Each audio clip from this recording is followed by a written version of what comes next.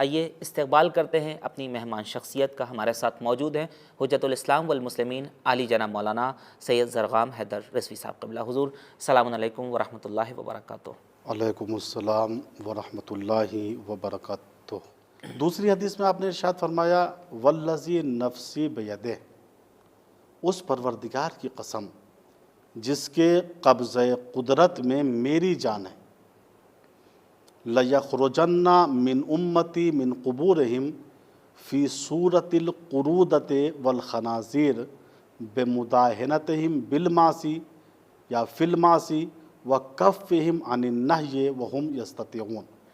دیکھیے خوش قسمت ہے وہ انسان جو روز قیامت انسان کی شکل میں محشور ہو، خوش قسمت ہے وہ انسان جو روز قیامت انسان کی شکل میں نمودار ہو۔ روز قیامت ہر انسان اپنے اعمال کے اعتبار سے اپنی شکلوں میں ہوگا۔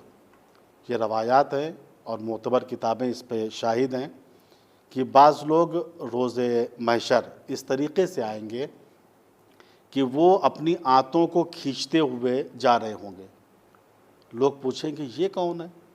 یہ الگ ہے اور ان کی آنتیں الگ ہے اور یہاں آنتوں کو کھینچتے ہوئے گزر رہے ہیں۔ تو آواز آئے گی یہ وہ لوگ ہیں جو دنیا میں نجاست اور طہارت کی پرواہ نہیں کرتے تھے۔ کچھ لوگ اس طریقے سے روز قیامت آئیں گے کہ ان کے جسم پر کھال نہیں ہوگی۔ آپ غور کیجئے، ایک انسان بغیر کھال کا کس طریقے سے نظر آئے گا؟ ایک ڈھانچہ، ایک اسٹیچو۔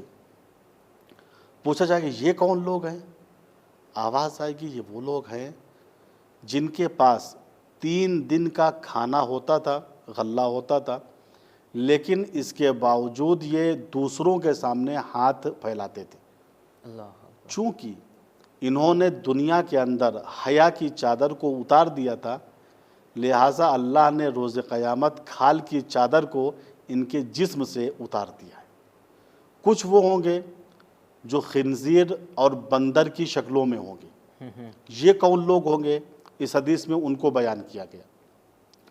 حضور پاک فرماتے ہیں کہ اس پروردگار کی قسم جس کے قبضہ قدرت میں میری جان ہے، میری امت کا ایک گروہ بندروں اور خنزیروں کی شکل میں نمودار ہوگا اور محشور ہوگا۔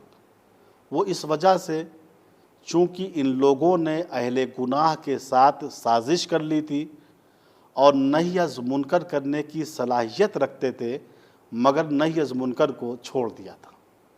عزیزو، یہ بہت اہم فریضہ ہے، اور یہاں تک کہ بعض حدیثوں میں اس طریقے سے وارد ہوا ہے کہ تمام زندگی کے اعمال خیر ایک طرف اور امر بالمعروف اور نہی از منکر کے فریضے پہ عمل کرنا ایک طرف، بلکہ اس کا اجر زیادہ ہے۔ اور یہ حدیث ہے امیر المومنین علی ابن ابی طالب علیہ السلام سے۔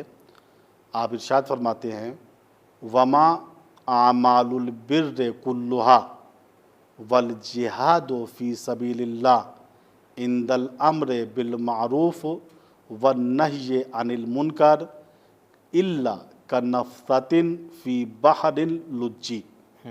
آپ فرماتے ہیں تمام اعمال بر، تمام اعمال خیر، حتیٰ راہ خدا میں جہاد کرنا، یہ تمام اعمال خیر جو ہے ایک طرف ہے، ان سب کو اگر امر بالمعروف اور نہی از منکر کے مقابلے میں رکھا جائے تو ایسا ہے جیسے سمندر کے مقابلے میں آب دہان، جیسے دریا کے مقابلے میں قطرہ، جیسے سورج کے مقابلے میں ذرہ۔